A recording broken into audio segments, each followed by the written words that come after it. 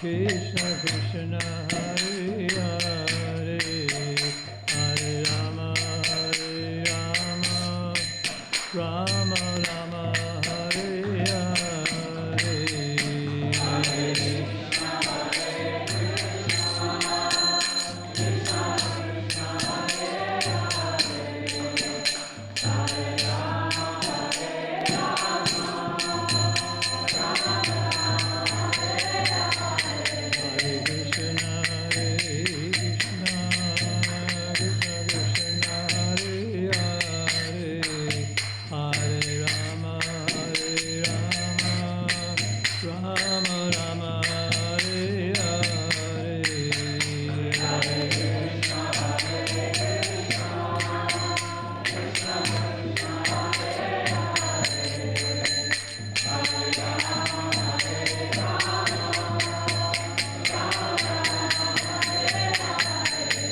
Krishna Krishna Krishna Hare Hare Hare Rama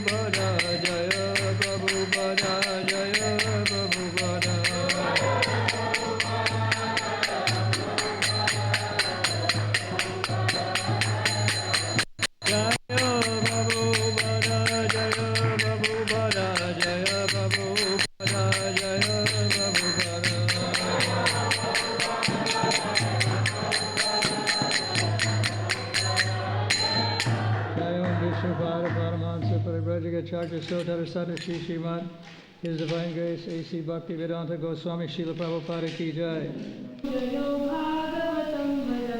Yat Surayo Bhagavatam Vadanti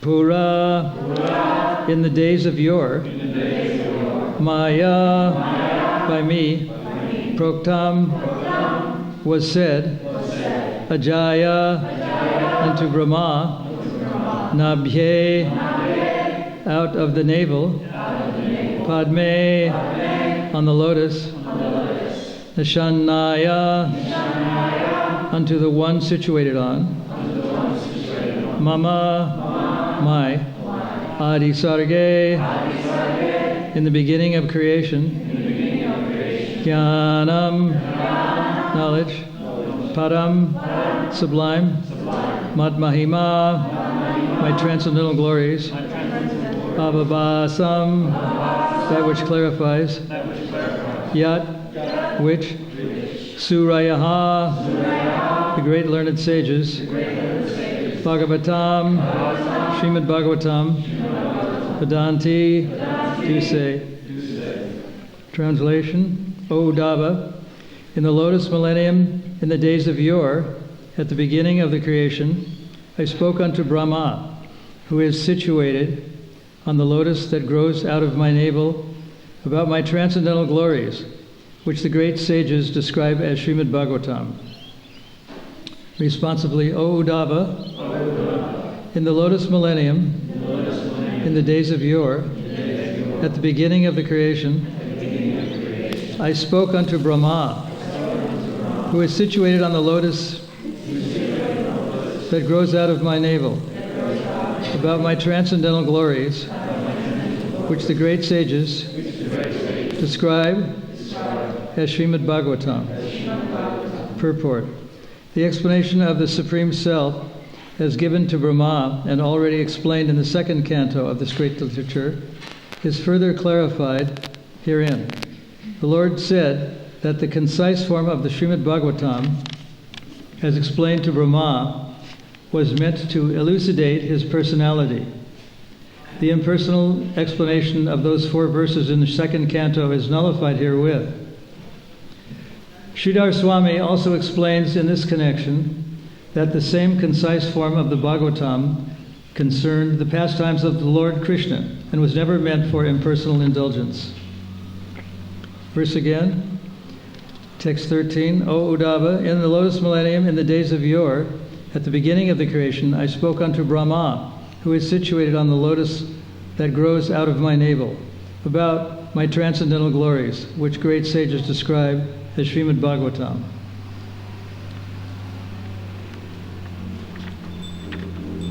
Narayanam namaskritam naram chaivam narotamam devim saraswatim vyasodatam ujirayat nastaprayeshu abhadreshu nityam bhagavata sevaya bhagavati utama shlokir bhakti bhavati naishtiki. In the lotus millennium in the days of yore means something that happened in the past. Yore definitely refers to something in the past. And sometimes the word millennium is used in place of the word yuga. It just means at another time. It's stated in the second canto that sometimes Brahma is forgetful, and Lord Krishna has to repeat his instructions to him. And so he recreated everything in the material world just as it was before. Prabhupada was very fond of quoting that aphorism that was attributed to an English poet named Alexander Pope, to err is human, to err is human. The second part of that aphorism is to forgive is divine. To err is human, to forgive is divine.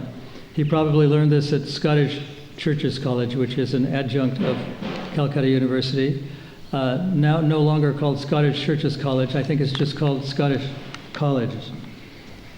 But sometimes Prabhupada was talking about Brahma, and that the living entities, as we are, can possess up to 78%. I don't know where they get these percentages, but this was attributed to the Goswamis, that the living entities contain up to 78% of perfection, whereas Lord Shiva contained 81% or 83%, and Narayan contained 93%. I don't know how they arrived at these conclusions, but they did. And they also wrote that tears that are warm are tears of grief and anger, and tears that are cold are tears of ecstasy. So Brahma is sometimes forgetful, and one of the ways we know he's forgetful is that he lusted after his own daughter.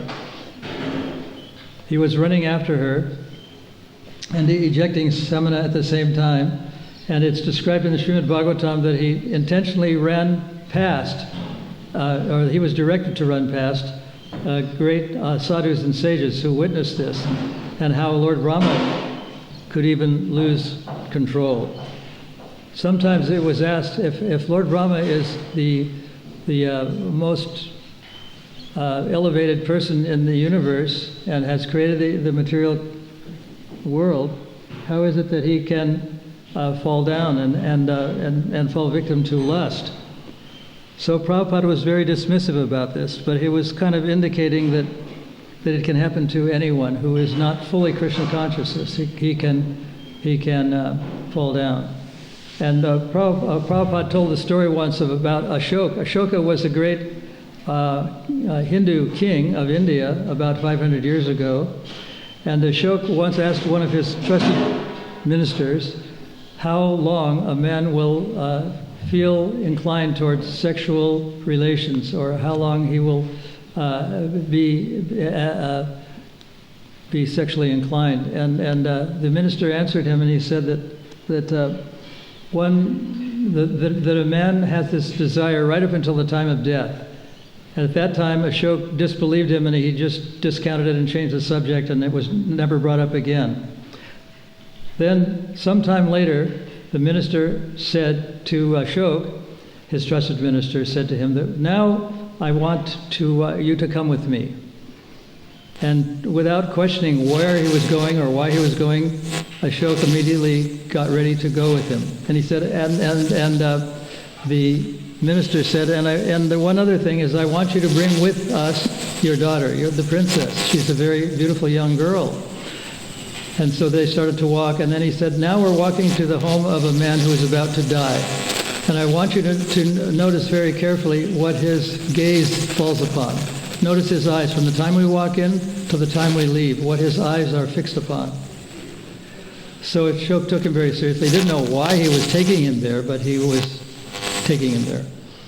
So as soon as they walked in, Ashoka started looking at the man's eyes, and he saw his gaze following his daughter. He wasn't looking at his own king, who was coming into the room to see him in his last days, in his last moments of life, but he was looking at his daughter. And he stayed looking at his daughter. They only stayed for a short time, maybe about 10 minutes or so.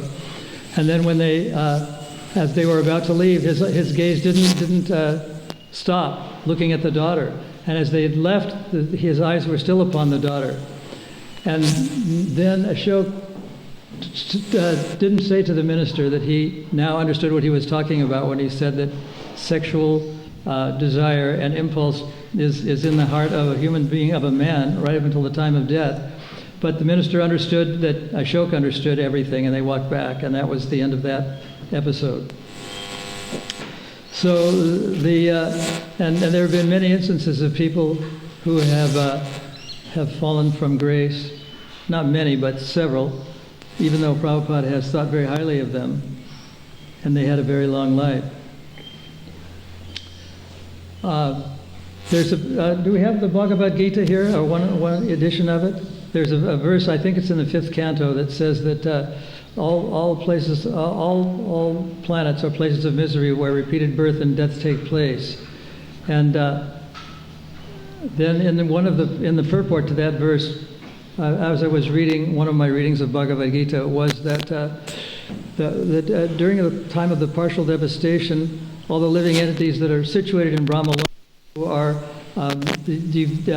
are dedicated to Krishna go back to Godhead. So I thought there was something wrong with that, and I wrote a fairly long letter to Guruvita saying that didn't sound right to me, that if it's a place of misery, how is it that all living entities that are in Brahmaloka could go back to Godhead? And so he said, well, I don't know, I have to consult with others, but maybe you have something there. So then I looked up something. It's a very technical aspect of English grammar. It talks about restrictive clauses and unrestricted clauses. And the phrase is that Lord Brahma and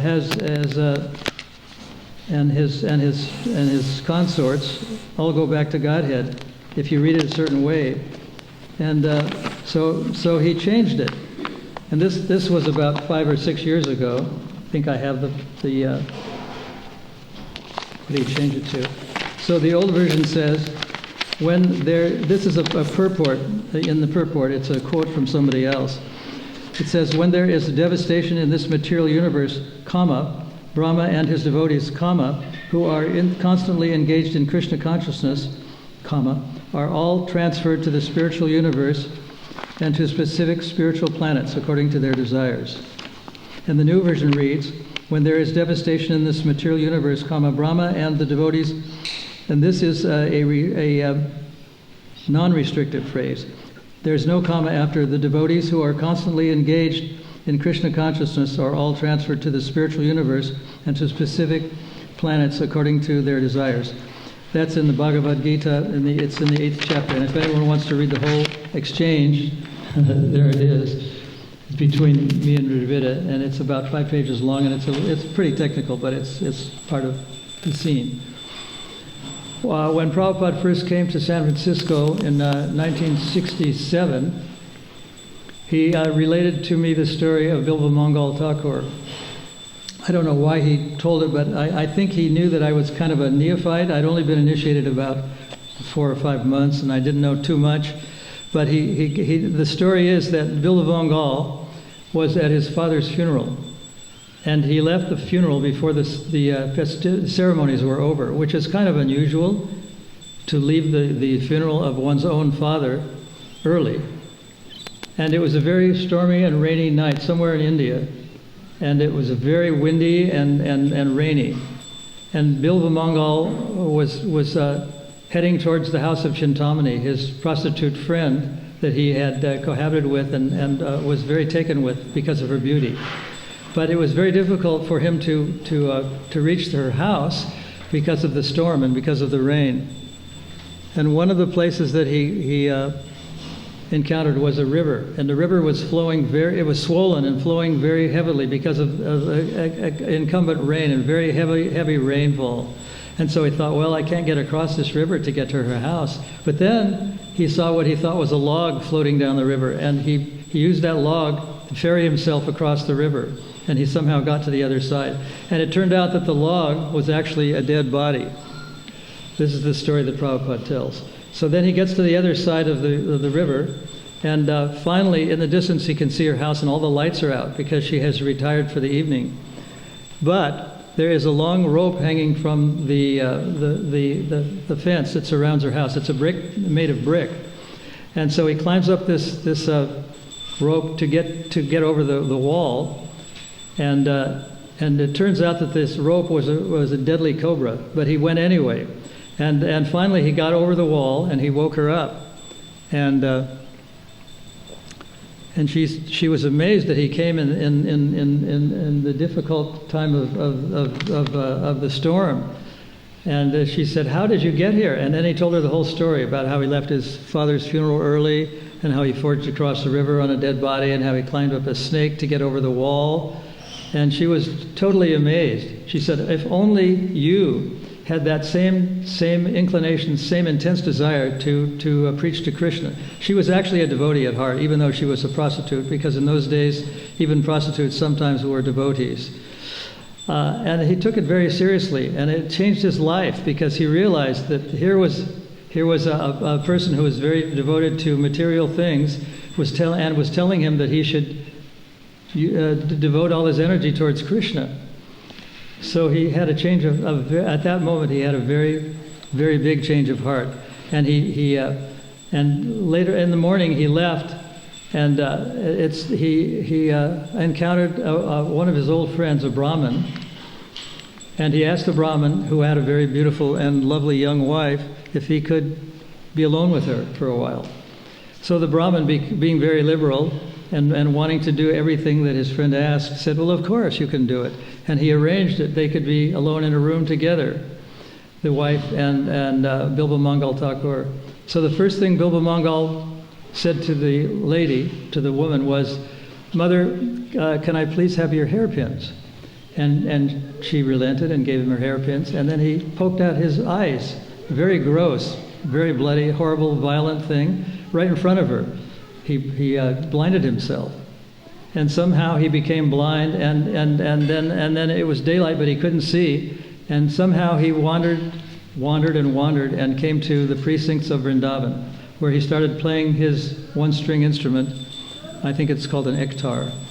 And he sat down, and there was a young someone who was bringing him a liter or half a liter of milk every day in the morning, and he wondered who this was.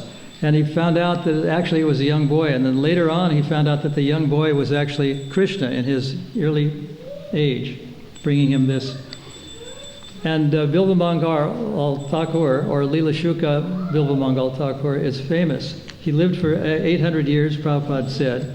And He wrote Krishna Karnamrita and other books, and they're very widely quoted by Srila Prabhupada, that even though he was a debauchee in his past life, he became a very great saint.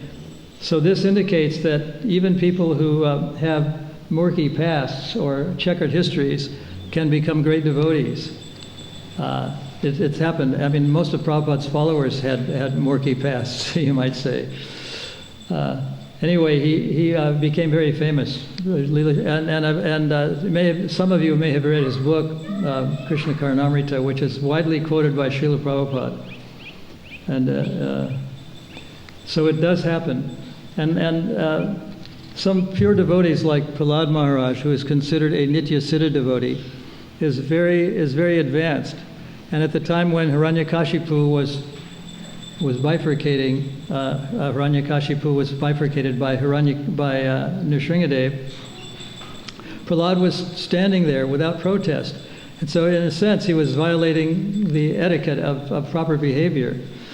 But Lord Shiva was also there, Lord Shiva and Lord Brahma and a few other demigods, and all of them were afraid to approach Nrsingadev because they had, according to what Prabhupada writes, never seen him in such an angry mood. So they convinced Prahlad Maharaj to go forward and to try to pacify Nrsingadev because he was showing a great deal of anger. And that happened. He went forward and he was blessed by Nrsingadev, who patted him on the forehead. And this just shows that a pure devotee or a devotee of Krishna is more advanced than even demigods, because demigods contain up to 78%, but a pure devotee like Prahlad can attain many of the good qualities. It's mentioned in the Bhagavatam that even a devotee can have all the good qualities of the demigods. Yasyati Bhaktir is the beginning of that famous verse. Yasyati Bhaktir Bhagavatya Kinchana. That one can obtain all the good qualities of all the demigods and all the pure devotees if one is advanced in Krishna consciousness like Prahlad. So this goes to show that even attainment of Svargaloka is inferior to being engaged in pure devotional service. Pure devotional service is so powerful that it transcends even the qualities of the great demigods. So I'll read the verse again. O honest one, O Uddhava, in the lotus millennium in the days of yore, at the beginning of the creation, I spoke unto Brahma, who is situated on the lotus that grows out of my navel, about transcendental glories, which the great sages describe as Srimad Bhagavatam. So Bhagavatam is not an ordinary literature, and Prabhupada had us recite it every single morning, every day, to understand that it was a very deep literature, not ordinary literature. Even Bilva Mangal and other literature, which are often quoted by Srila Prabhupada, don't have the potency that Srimad Bhagavatam has. So Srimad Bhagavatam is unique in that sense, that it's a strange literature. And it's said that Shukadeva Goswami spoke many other verses of this great literature in the higher planetary systems. So even though we read the Srimad Bhagavatam that has about 800 verses or something like that, or 8,000 verses, it's got a fixed number of verses. It's not the complete story. And very often Prabhupada quotes from the Mahabharata, and very often the Mahabharata is referred to in the Srimad Bhagavatam. Mahabharata is said to be the greater history of India. And in days of yore, as referred to in the Lotus Millennium in the days of yore, people were very fond of renunciation. Was considered to be an attribute. It wasn't considered to be something in the realm of begging and just giving up. There was a great king named King Bharat. He's the ancestor of Arjuna and many other great saints. At the age of 24, he took up renunciation, and he gave up his kingdom, his family, his wife, his children, and all the good things that a king is entitled to, the best of food, the best of entertainment. He gave it all up. And then at the age of 24. And then even though he had given all things up, he had developed an attachment to a young fawn. That's the son of a deer. And because he was a great soul, he recalled his past life as a great king. And therefore he became Jadbharat in the next birth. And Jadbharat was very silent and refused to engage in any discussion with anyone, because he knew that the material world is a very dangerous place. Padam param yadvi padam natesham. It's said to be that there is danger at every step.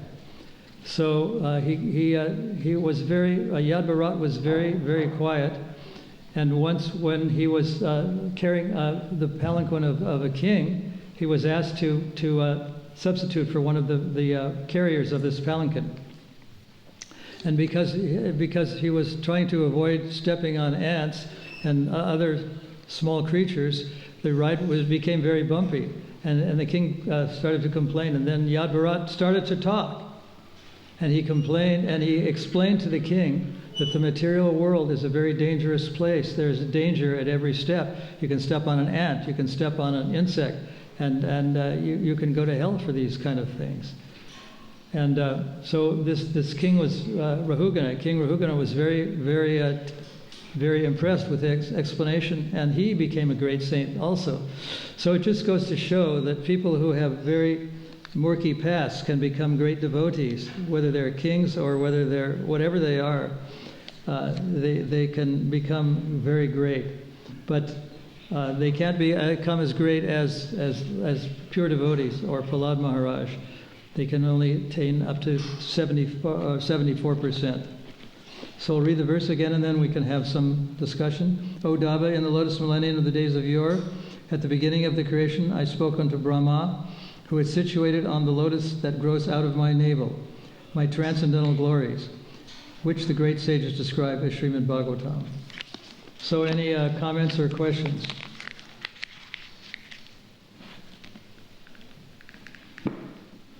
Yes? You were saying that emphasize the importance of the Bhagavatam. Is that verse we chanted in front before the class where it says, by regularly hearing the Bhagavatam, all that is inauspicious in the heart is practically destroyed to nil? Just hearing the Bhagavatam is enough to cleanse our heart. It doesn't say completely destroyed, does it? Practically destroyed almost to nil. Practically. Practically means almost. Hare Krishna. Anything else? Yes?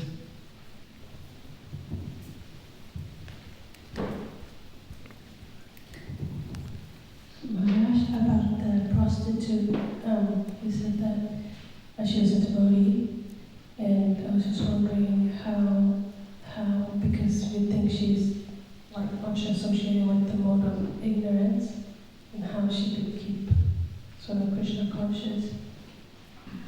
Well, in days of yore, it's described how even people who had very unadorable occupations like that of a prostitute were also devotees. And I once saw in Vrindavan people riding a bicycle, one person riding a bicycle, and strapped onto the back of the back fender was a live pig, and he was going to slaughter it and eat it. So there are residents of Vrindavan who are meat eaters, and they're also devotees of Krishna. And they sing about Krishna, they glorify Krishna in song constantly. And so in days of yore, there were people who had those kind of professions, meat eaters and prostitutes and whatnot, who were also devotees of Krishna. Because Vrindavan is a very special place. One can be a devotee of Krishna and still have bad habits. So that's the unique thing about Vrindavan atmosphere, that it's a place where people are great devotees, even though they're in some ways sinful, but they have their saving grace is that they're devotees of Krishna, and they can be saved that way. It's a little hard to understand, but it's true.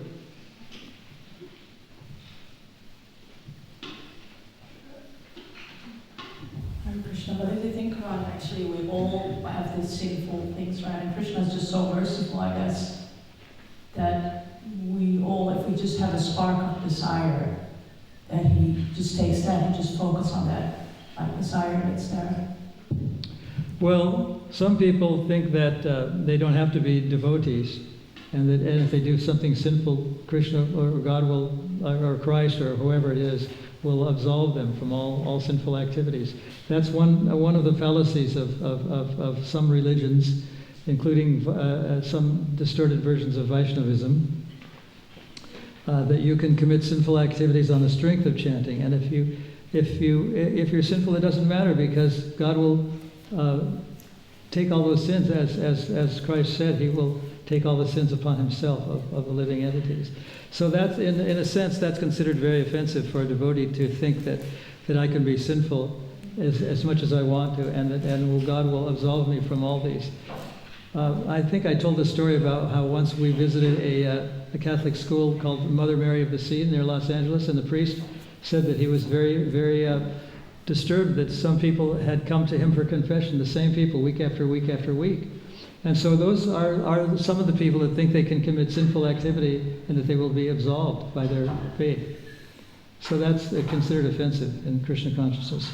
And then as we drove back home, we found that this priest had given us $50 out of his own, and a sealed envelope out of his own pocket. Because he knew that unless the sinful desire is eradicated from the heart, it's going to manifest. And that this method of atonement that this priest engaged in wasn't working. Yeah, and then more like the spark of sincerity towards Krishna, like that he kind of, like obviously when we commit sins and we consciously do that on the strength of the holy name, that would have the result, right? But I mean, like, even though there's all these coverings, because it's all Maya, right? The essence is that there's that spark of desire that takes that. For example, I've been having this conversation with a few devotees about Putana, right? Because Putana was just like, obviously we shouldn't think like that, but just the fact, like Putana was this like huge demoniac woman who tried to kill Krishna, but because she was nursing, had this desire to also be a nurse, he still liberated her. Well, how he liberated her is another question. Because liberation isn't necessarily the ultimate goal of life. It's just getting free from the bodily concept of life. Of course, Krishna is very merciful, and even people who are very sinful can get liberation and can get absorbed in some element of Krishna consciousness. They can go to the Brahmajyoti, but it's not recommended. Yeah, Prabhupada often compared Krishna consciousness to a lift or an elevator, and the other methods are like a stairway. They take a lot of energy and a lot of time. But take the direct route if it's available. Yeah, I really actually want to add something, because I was listening to this Prabhupada morning walk, and it was actually comparing how maybe it's not really fully related to this, but just off in my mind. He was talking about, like, if you would have a grocery shop where everything is, why would you go further away and go like kilometers away and go to other grocery shop to do what's there? Why would you take that whole route around when you can just keep it simple and stay where you already have? Thank you. Any other comments or questions? Okay, we'll stop there. Srimad Bhagavatam ki jai. Srila Prabhupada ki jai.